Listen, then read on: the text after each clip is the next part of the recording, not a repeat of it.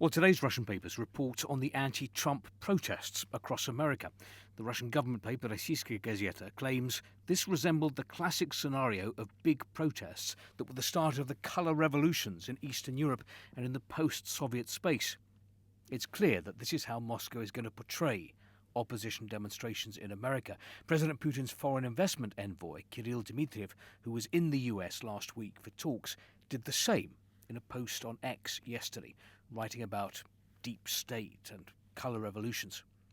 On the subject of Mr. Dmitriev, today Moskovsky Komsomolets paints him as a key figure who can override any opposition to Russia in Washington, describing him as the only known member of Vladimir Putin's close circle capable of speaking to the current US administration in language that is clear and comfortable for them.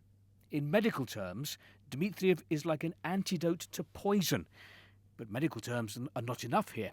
Dmitriev is also a catalyst, a chemical substance that accelerates a reaction without being used up in the process. Time will tell whether this acceleration will be effective and sufficient.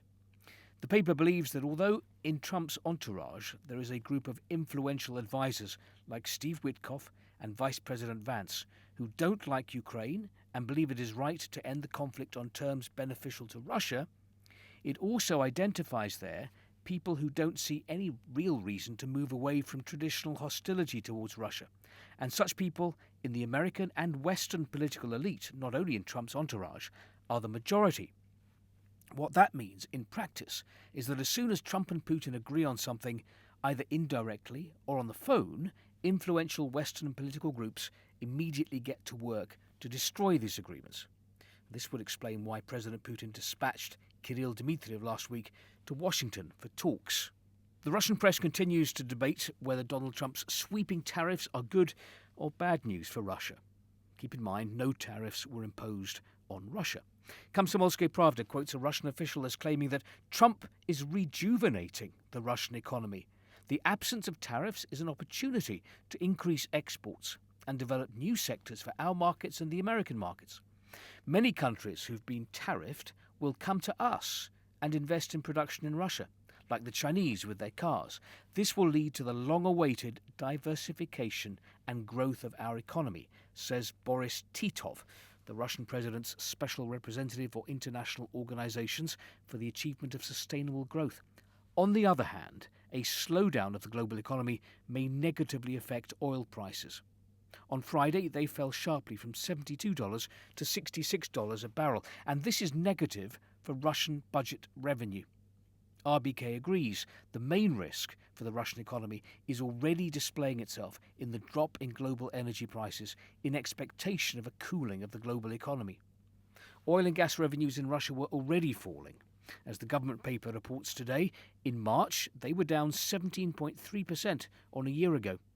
It's trying to stay optimistic, though. In the short term, oil prices will go down due to Trump's tariffs, but then they will go up. No such optimism in Nezavisimaya Gazeta, which reports that the fall in the energy markets will be very painful for Russia. In spring 2025, the Russian economy was already somewhere between a decline and a recession. Now a global trade crisis, fall in demand in China, and new anti-Russian sanctions could make the situation even worse for our economy. The decline in economic activity in Russia can be illustrated by the fall in freight traffic. On the Russian railways in March, this was down 7.2% on March 2024. New car sales are at their lowest level for a decade. In March 2025, 45% fewer cars were sold than the same period last year. This opinion piece in Izvestia is critical of Donald Trump's tariffs. The way the new tariffs were calculated looks very strange and doesn't exactly correspond to any rational scientific notation. In Russian, we normally call this method saying it off the top of our heads, or totally random. The current US administration has gone into battle with the rules of the global trading system which the US itself created. In all the world's top universities, in classes on the political economy of international relations, they study how US dominance in existing global systems, including trade, helps America achieve economic prosperity and preserve its hegemony. Do the steps President Trump has taken mean that the US has decided to reject its privileged position, or is it doing so because it believes that global institutions and systems no longer work? Analysts and experts of the current US administration either studied too well at university or too badly.